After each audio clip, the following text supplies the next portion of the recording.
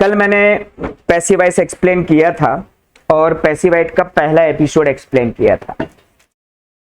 आज हम passive voice के दूसरे एपिसोड पर एक्सप्लेन करेंगे और उसको समझेंगे। देखो, सीधी सी बात, दो प्रकार के सेंटेंस होते हैं, मैं रोज समझाता हूं। सेंटेंस कितने प्रकार के होते हैं? दो प्रकार के। सिंपल सी बात है, पूरी दुनिया में दो प्रकार के ही सेंटेंस होते हैं। दुनिया की हर भाषा में दो ही प्रकार के सेंटेंस होते हैं, तीसरा प्रकार नहीं होता। एक एक्टिव वॉइस होता है। एक्टिव वॉइस मतलब आप सब्जेक्ट, वर्ब, कॉम्प्लीमेंट और मॉडिफायर से बनाते हैं। दुनिया के हर सेंटेंस में चार चीजें आपको मिलेगी: सब्जेक्ट, वर्ब, कॉम्प्लीमेंट और मॉडिफायर। मतलब काम करने वाला, काम कराने वाला, काम और काम कब, कहां, कैसे हुआ।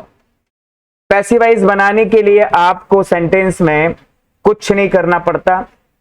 पैसिव वॉइस बड़ी आसानी से सी, वी, एस इस पैटर्न पर बनता है। बस जहन में एक चीज याद रखो कि एक्टिव वॉइस बनाने के लिए सेंटेंस के स्टार्ट में कौन लिखा जाता है और पैसिव वॉइस सेंटेंस बनाने के लिए सेंटेंस के स्टार्ट में क्या लिखा जाता है। राजू होटल में खाना खा रहा है। कौन? बस राजू यहां स्टार्ट करेगा। राजू के द्वारा होटल में खाना खाया जाता है। क्या? बस यहां खाना लिखा जाएगा। बस इतना ध्यान रहे। जब आप इनको बनाते हैं तो ये एक्सचेंज हो जाता है, ये एक्सचेंज हो जाता है, कोई रॉकेट साइंस नहीं है। जब आप एक्टिव वॉइस बनाते हैं तो सब्जेक्ट से शुरू करते हैं, आप पैसिव वॉइस बनाते हैं कॉम्प्लीमेंट से शुरू करते हैं। और कोई भी सेंटेंस एक्टिव है या पैसिव है ये कौन बताता है? ऑब्वियस, ये हेल्पिंग वर्ब और मैन वर्ब बताते हैं। अब देखो, मैंने आपको पैसिव वॉइस पढ़ा रहा हूं और पैसिव वॉइस के फार्मूले पर मेरी बात हुई थी और मैं आपको पिछले कई दिन से वही समझा रहा हूं। Complement, HV, V3, by, subject और मॉडिफायर। मैंने आपको समझाया था कि जो एक्टिव वॉइस का कॉम्प्लीमेंट है वो पैसिव वॉइस का सब्जेक्ट है और पैसिव वॉइस के हर सेंटेंस में हेल्पिंग वर्ब का होना बहुत जरूरी है, चाहे एक्टिव वॉइस में हो या ना हो। पैसिव वॉइस के हर सेंटेंस में सिर्फ वर्ब का थर्ड फॉर्म ही प्रयोग किया जाता है, जबकि एक्टिव वॉइस में second, first, third, ING, S, ES सब हो सकते हैं। जो एक्टिव वॉइस का सब्जेक्ट है वो पैसिव वॉइस में ज्यादातर बाय के साथ प्रयोग किया जाता है। कभी कभी कुछ अलग भी हो सकता है, उसके पीछे रीजन मैं आपको बताऊंगा जब आप थोड़ा सा तैयार हो जाएंगे। और सेंटेंस एक्टिव वॉइस हो या पैसिव वॉइस, मॉडिफायर हमेशा सेंटेंस के लास्ट में प्रयोग किया जाता है। हमने एक एपिसोड पढ़ लिया है, आज हम दूसरे एपिसोड पर बात करेंगे। वो क्या? एक नोट लिखो।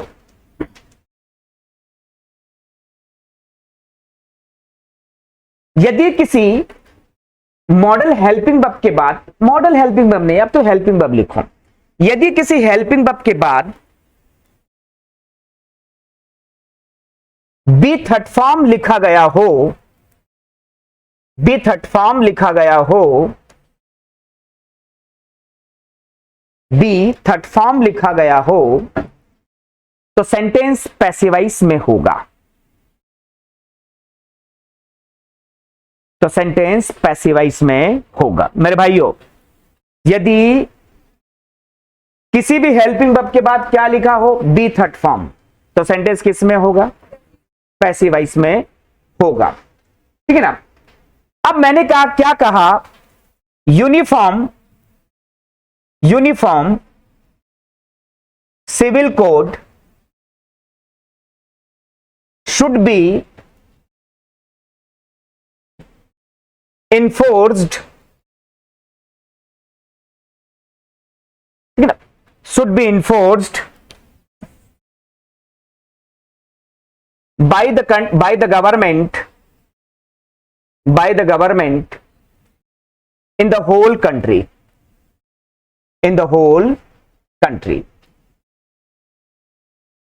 अब मैंने यहां पर सेंटेंस लिखा, uniform civil code should be enforced by the government in the whole country. ये यहां पर मैंने हेल्पिंग वर्ब लिखी और ये मैंने बी थर्ड फॉर्म लिखा और सेंटेंस किस में लिखा गया? ये पैसिव वॉइस में। क्यों क्यों? किसी भी हेल्पिंग वर्ब के बाद यदि आप बी थर्ड फॉर्म लिख देते हैं तो सेंटेंस कहां चला जाता है?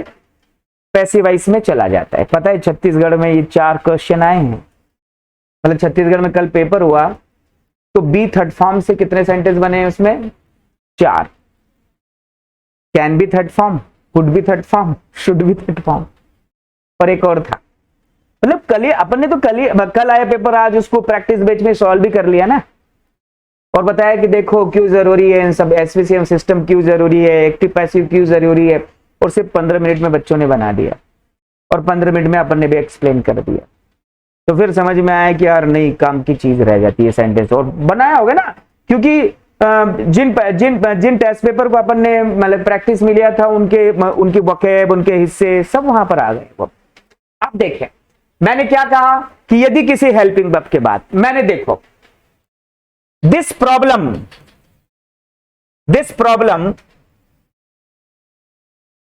Can be solved by the Indian army. This problem can be solved by the Indian Army in Manipur. अब यह सेंटेंस देखें, ये कैन है, एक तरह से हेल्पिंग वर्ब ही है। मैंने आपको बताया था कि जो वर्ब हेल्पिंग वर्ब होती है वो पूरी अंग्रेजी में 24 हेल्पिंग वर्ब रहती, 24। उनको एक्सिलरी कहा जाता है, किसी को हेल्पिंग वर्ब कहा जाता है, किसी को मॉडल वर्ब कहा जाता है। अब जैसे एक्सिलरी वर्ड का उपयोग आया, तो जब मैं ये आर्टिकल पढ़ रहा था ये वैगनर वाला, तो इसमें बार बार एक्सिलरी का प्रयोग कर रहे थे। वो किसका उपयोग कर रहे थे? वो एक्सिलरी का।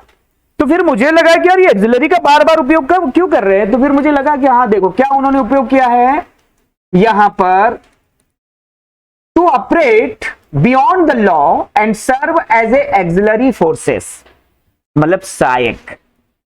एक्सिलरी मतलब इसलिए अपन एक्सिलरी वर्ब्स भी कहते हैं, जैसे इज, आर, एम, वॉज, वर, इन्हें एक्सिलरी वर्ब्स कहा जाता है, मतलब ये सहायक क्रियाएं हैं। समझ रहे हैं आप? और ये मॉडल हेल्पिंग वर्ब्स हैं। और इसके बाद जो वर्ब्स होती हैं, जो डू, डज, हैव, हैड, इन पर भी वो काम करता है ये। आप देखें यहां पर ये कैन है और ये बी थर्ड फॉर्म है, और सेंटेंस कहां चला गया? ये पैसिव वॉइस में, ये सेंटेंस पैसिव वॉइस में लिखा गया। तो मैंने क्या कहा, यदि किसी हेल्पिंग वर्ब के बाद बी थर्ड फॉर्म लिख दिया जाए तो सेंटेंस क्या हो जाता है? पैसिव वॉइस हो जाता है, सीधी सी बात है। और टेंस का पैसिव तो आप सीख कर ही चले गए हैं। टेंस का जो पैसिव है वो बेसिक पैसिव है, वो सबको सीखना रहता है। उसके बाद में पूरे पैसिव में 7 एपिसोड है। कितना एपिसोड है? 7 एपिसोड में। मतलब टेंस के बाद 6 एपिसोड बैठे हैं। क्यों? क्योंकि पूरा लीगल, जितना भी लीगल है डायरेक्ट, वो सब पैसिव वॉइस में लिखे गए हैं। तो वो तो सब जानकारी होनी ना, नहीं होगा तो काम कैसे चलेगा? अच्छा, एक नोट लिखो।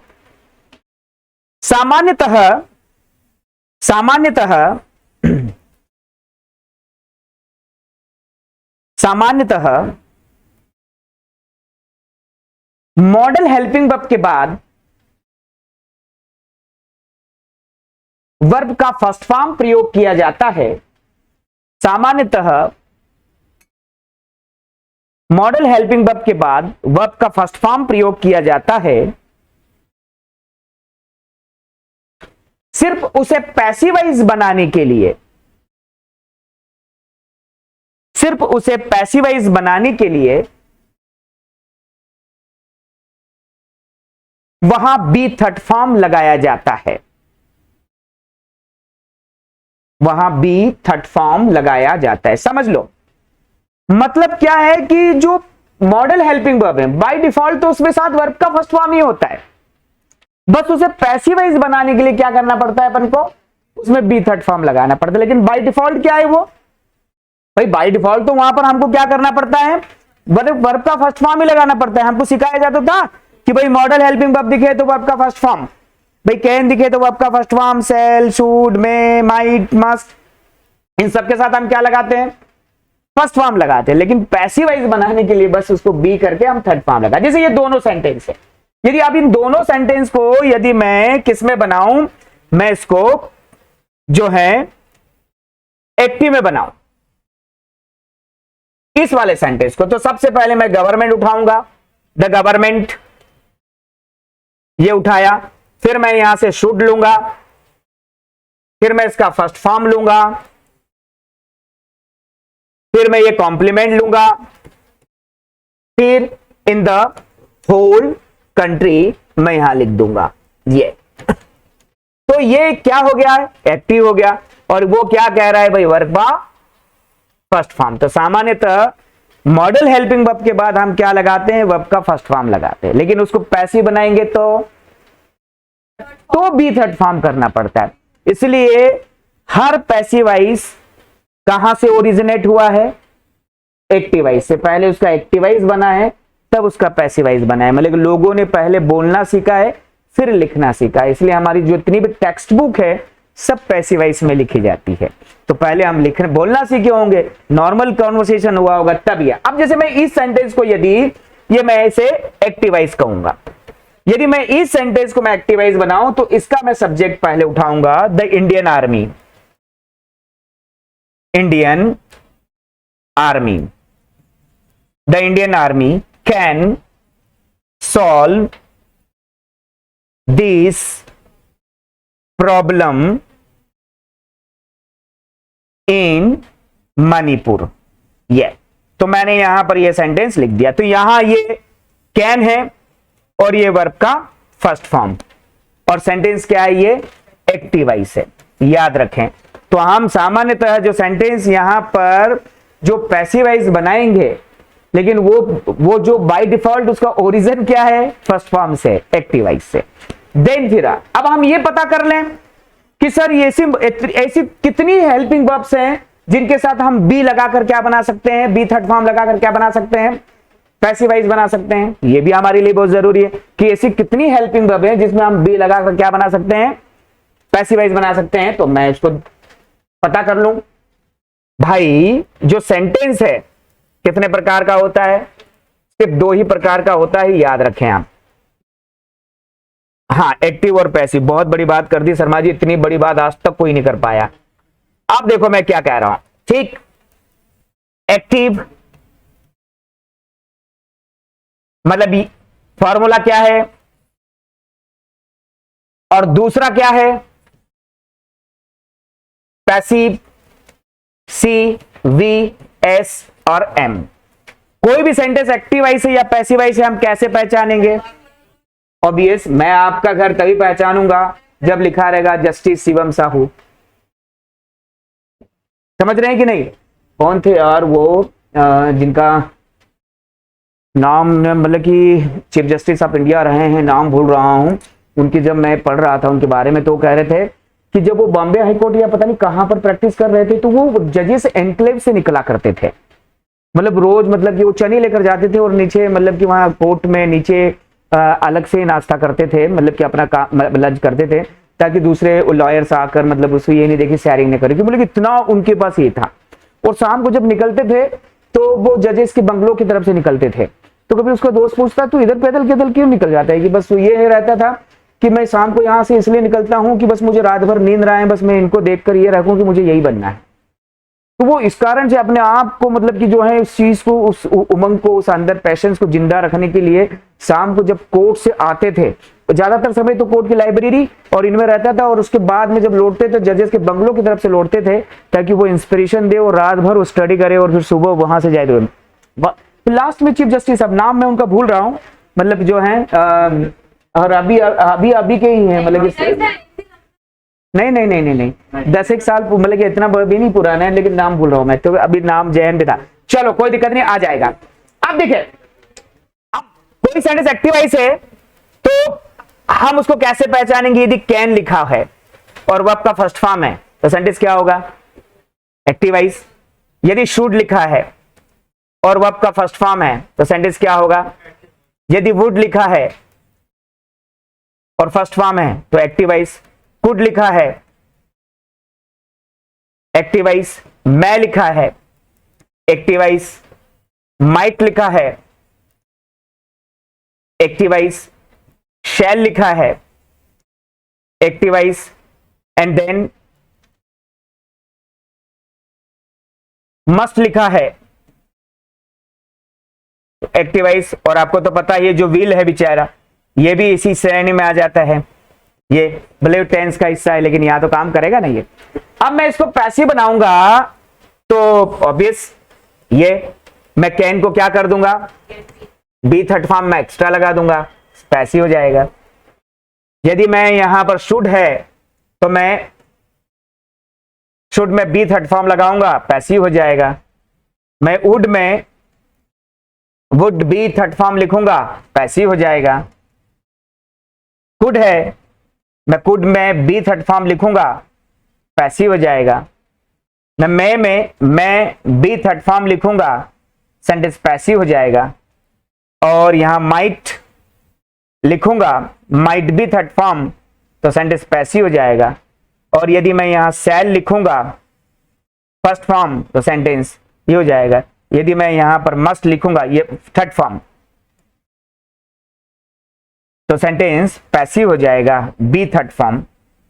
और यहां पर मस्ट में मैं बी थर्ड फॉर्म लिखूंगा तो सेंटेंस पैसिव हो जाएगा। और विल में मैं विल बी लिखूंगा तो सेंटेंस पैसिव हो जाएगा। तो सर पूरी अंग्रेजी में बस इतने ही है? हाँ भाई बस इतने ही है, ना एक ज्यादा ना एक कम। तो यदि हमको ये पता हो गया तो हम ये दूसरा एपिसोड भी तो पढ़ लेंगे ना, अपन को समझ में आ जाएगा कि हाँ सर ये तो अपन को समझ में आ गया कि हाँ पैसिव वॉइस में। लेकिन इसका हिंदी और इसका हिंदी दोनों का हिंदी मालूम हो तो ट्रांसलेशन भी हो जाएगा। दोनों का हिंदी मालूम हो तो हमको ट्रांसलेशन भी हो जाएगा ना कि इसका हिंदी क्या है उसका हिंदी क्या है। तो जब आप हिंदी में जब इसको ट्रांसलेट करेंगे तो आपको पता हो जाएगा कि क्या कंडीशन है वहां पर। ये अब देखो यहां मैंने क्या कहा, यहां पर ये कैन फर्स्ट फॉर्म, अब इसका हिंदी सकता है, ये सकता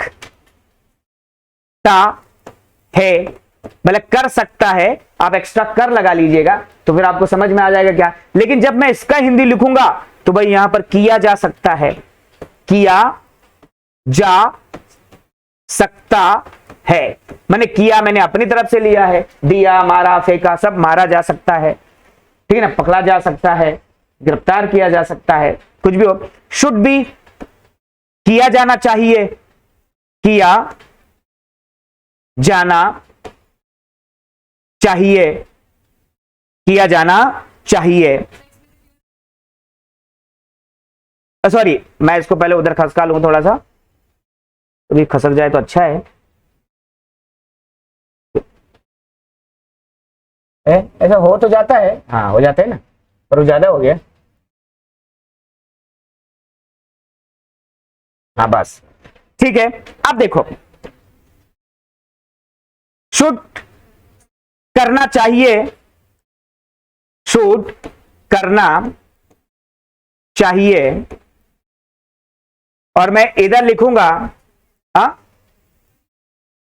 नहीं नहीं नहीं नहीं नहीं, किया जाना चाहिए, किया जाना चाहिए, किया जाना चाहिए, ये किया जाना चाहिए। वुड करेगा, ठीक है, वुड भी किया जाएगा, किया जाएगा, वुड भी किया जाएगा।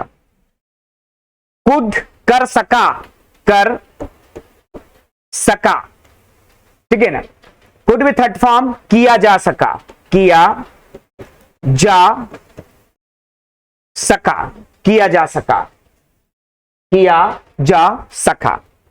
मैं लगाऊंगा शायद कर सकते हैं, शायद कर सकता है, क्या लिखूंगा, शायद कर सकता है, कर सकता है, ठीक है। यहां पर शायद किया जा सकता है, शायद किया जा सकता है। यहां पर माइट शायद करेगा, ये शायद करेगा, मैंने करेगा अपने तरफ से लिया, आप देगा खाएगा पिएगा, ठीक है ना, ये भी कर सकते हैं। माइट शायद किया जाएगा, शायद किया जाएगा, शायद किया जाएगा। सेल करेगा ही, थोड़ा ये इंसिस्ट करता है, इसे कंफर्म फ्यूचर कहा जाता है, ठीक है ना। किया ही जाएगा, किया ही जाएगा, ठीक है ना। तो यहां ही लगा दो, किया ही जाएगा, ठीक। मस्ट, अवश्य करना चाहिए, अवश्य करना चाहिए, अवश्य करना चाहिए।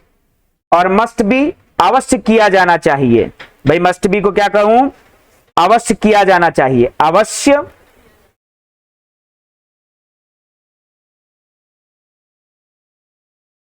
अवश्य किया जाना चाहिए, है ना। ये चाहिए मैंने लास्ट में लिखा है, ठीक है ना। एंड विल, करेगा, and the last one will be किया जाएगा, किया जाएगा, ठीक। देखो सभी को लिख लिया है क्या, बहुत बढ़िया है फिर तो, ठीक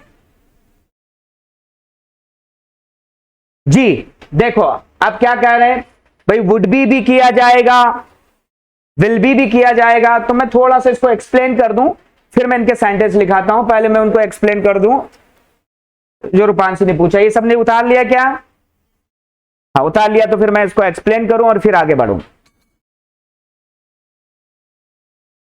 ठीक। बढ़ो आगे, उतार लिया क्या, आप समझे।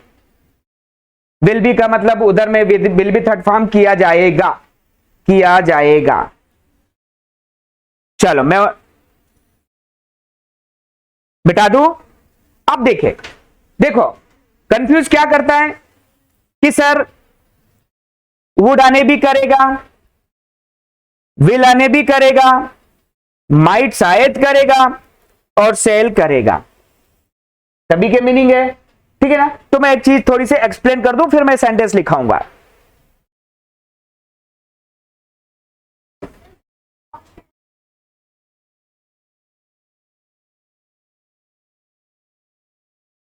देखो अब वो दिक्कत खत्म होती है कि नहीं, मैं एक्सप्लेन करता हूं, थोड़ा सा मैं समझा देता हूं। देखें ये जो फ्यूचर है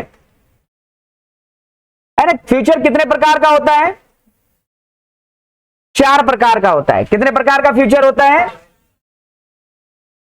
एक जो नॉर्मल फ्यूचर होता है उसे हम डेफिनेट फ्यूचर कहते हैं। ये जो विल होता है ना, ये जो विल होता है,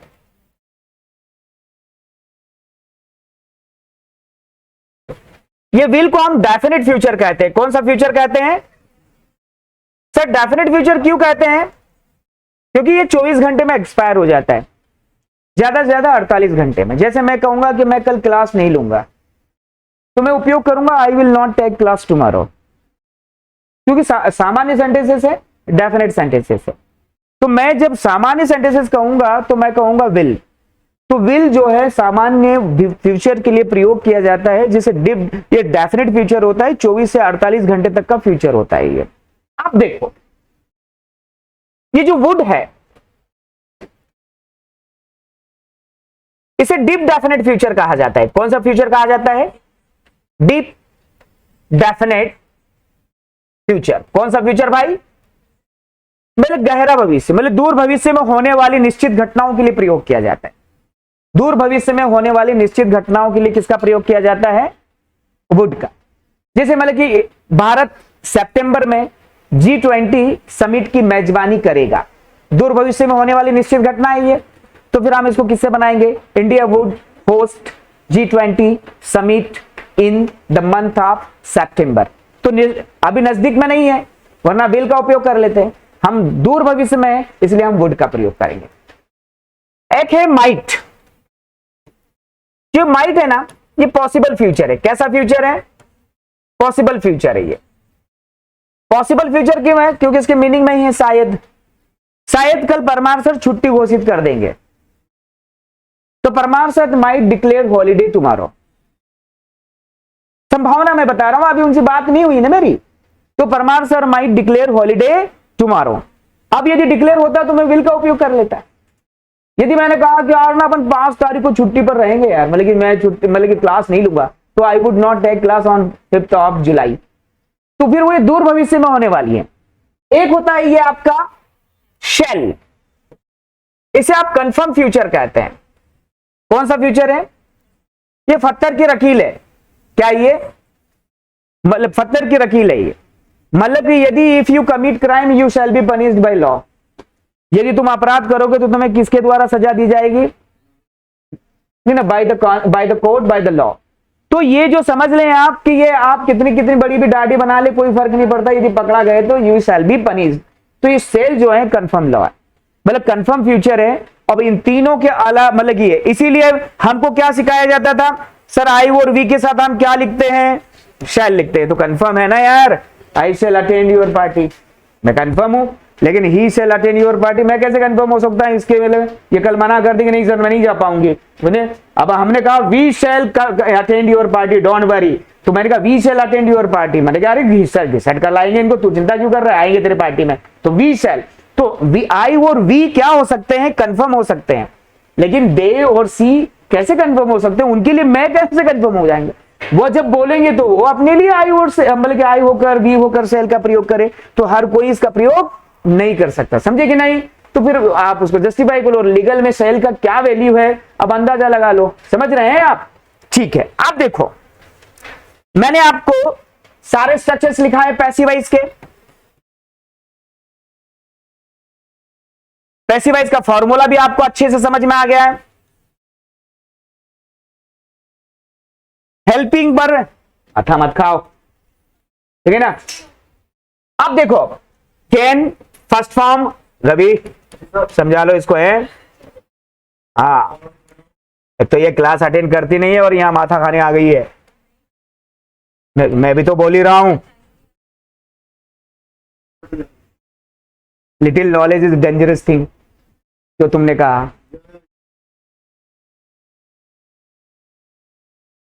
तुम लिख कर देना। हाँ अच्छा, एक मिनट, क्या पूछ रहे थे ये बताओ।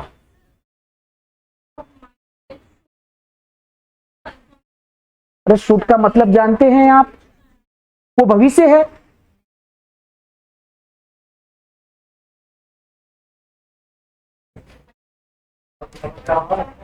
देखो अब मेरे को इसको क्लास मतलब कि रेगुलर क्लास अटेंड नहीं किए ना, तो देखो इसको बाहर दिख जाए कहीं ये may be third form, could be third form, और कौन है एक मस्ट हो गया शुड वाला, है ना? देखो शर्मा के चक्कर में शुड भूल ही गए थे बेचारे, लावारिस छोड़ दिया था। एंड विल बी, सारा स्ट्रक्चर समझ में आ गया? हिंदी सबका क्लियर है? लिख ले इसके हिंदी सेंटेंसेस, चलो लिख लो, ये अखबार है, फटाफट अपन सेंटेंस लिखते हैं, फटाफट लिखने शुरू कर दो। सेंटेंस लिखे, पहला नंबर सेंटेंस लिखे हैं, देश, हिंदी में लिखेंगे ना, फिर उसका अपन ट्रांसलेट करेंगे। देश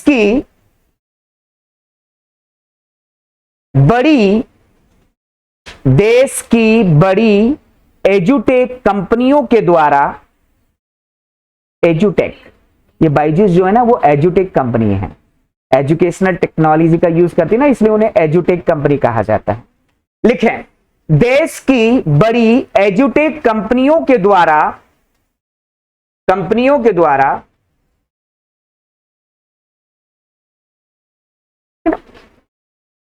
बाइजूस की बर्बादी से, वैसे हुई नहीं हुई अभी, है ना? बाइजूस की बर्बादी से बहुत कुछ सीखा जा सकता है, बहुत कुछ सीखा जा सकता है।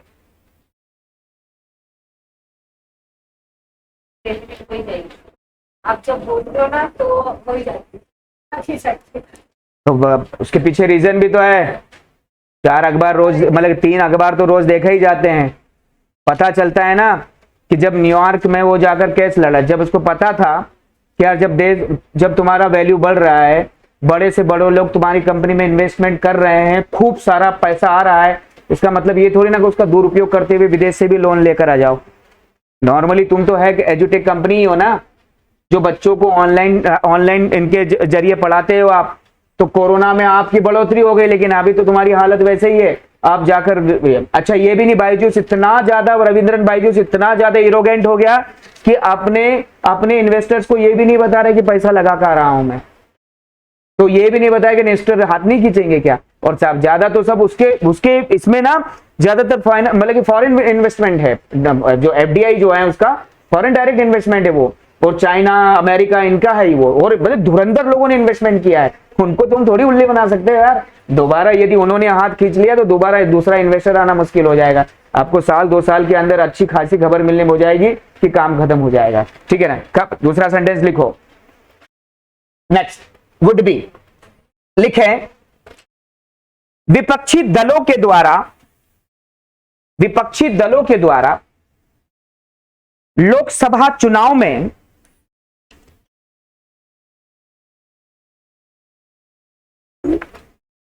विपक्षी दलों के द्वारा लोकसभा चुनाव में बीजेपी उम्मीदवार के खिलाफ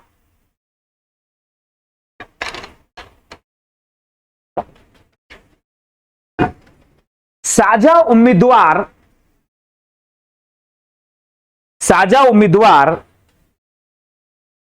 उतारा जाएगा।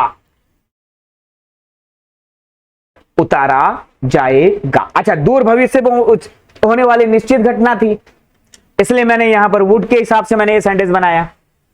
और मैंने यहां देखा कि साझा उम्मीदवार के सामने सामान को, तो मतलब कि ये क्या प्लान कर रहे हैं, कम से कम 201 सीट है जिसमें बीजेपी को 50% से कम वोट मिला है। अब वहां पर जो मेन उम्मीदवार है, सारी पार्टियों के मिलकर वहां पर 60 से ज्यादा प्रतिशत मतदान उनका हो रहा है, तो ये बटे ना, इसलिए विपक्षी दल यहां पर एक साझा उम्मीदवार खड़ा कर देंगे ताकि उससे तुरंत जीत जाए। तो इसलिए तो ये मीटिंग हुई है। तो फिर अपन को पढ़ने में आया और अपन अब ये शायद किया जाएगा, लिखो, केंद्र सरकार के द्वारा शायद मणिपुर में राष्ट्रपति शासन लगाया जाएगा। शायद राष्ट्रपति शासन लगाया जाएगा। अब भाई इसमें अपन श्योर नहीं है ना, इसलिए अपन माइट का प्रयोग कर रहे हैं। यदि कभी खबर होती कि यार ना, मतलब कि जो लगाया जा रहा है, तो अपन शेल का फट से उपयोग कर लेते हैं। यहां पर शैल बी थर्ड फॉर्म, यहां पर ये सीधा हो जाएगा। अब देखें यहां पर ये सेल, तो सेल बी थर्ड फॉर्म किया ही जाएगा। अब किया ही जाएगा, लिखो,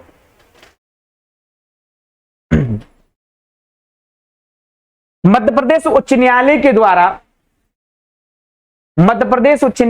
द्वारा नए दिशा निर्देशों के तहत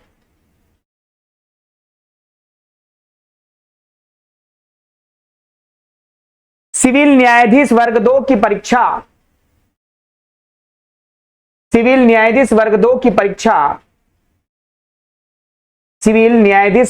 परीक्षा आयोजित की ही जाएगी।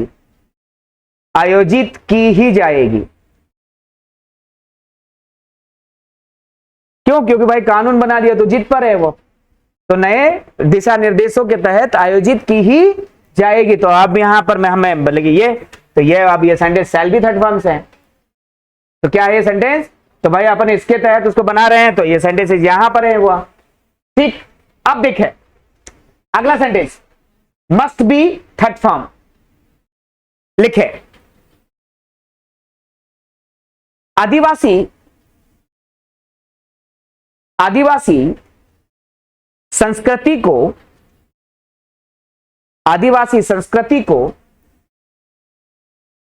हम सब के द्वारा संरक्षित किया जाना चाहिए। अवश्य किया जाना चाहिए। है? हाँ हाँ, कि ना। तो मैंने क्या कहा कि आदिवासी संस्कृति को हम सब के द्वारा अवश्य संरक्षित किया जाना चाहिए। ठीक, मैं भी थर्ड फॉर्म शायद किया जा सकता है, ठीक ना। अच्छा, लीगल में इसका मीनिंग होता है किया जा सकेगा। लीगल में इसका क्या है, ये हमेशा डायरेक्ट में होता है और इसका मतलब होता है किया जा सकेगा। तो फिर यह है, लिखे हत्या के आरोपी के द्वारा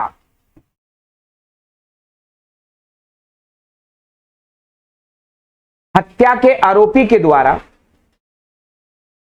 3 महीने के बाद 3 महीने के बाद अदालत के द्वारा, अदालत से, डिफॉल्ट बेल को इंग्लिश में हिंदी में क्या बोलते हैं, डिफॉल्ट बेल, व्यतिक्रम, चलो डिफॉल्ट बेल शायद ली जा सकेगी। डिफॉल्ट बेल अच्छा है ना, डिफॉल्ट बेल ली जा सकेगी। हा? नहीं नहीं, वो तो इंटरिम होता है, वो अलग चीज है। अंतरिम वो जो, ये डिफॉल्ट बेल ऐसा रहता है ना। अब इसमें तो निबंध आने की जरूरत, एक किसी मजिस्ट्रेट ने मुझे निबंध लिखकर भेजा था अभी पिछले 2-3 साल पहले डिफॉल्ट बेल के बारे में। तो वो अच्छा, ली जा सकेगी या शायद ली जा सकती है या ली जा सकेगी, तो यहां पर ठीक है। नेक्स्ट, कुड बी, किया जा सके किया जा सका, क्या है, किया जा सका। लिखे पुलिस के द्वारा आरोप पत्र में, पुलिस के द्वारा आरोप पत्र में सभी आरोपियों के नाम, सभी आरोपियों के नाम शामिल किए जा सके, शामिल किए जा सके, शामिल किए जा सके। क्लियर है, शामिल किए जा सके, ठीक है। शुड बी थर्ड फॉर्म, किया जाना चाहिए। लिखो सरकार के द्वारा, राज्य सरकार के द्वारा, राज्य सरकार के द्वारा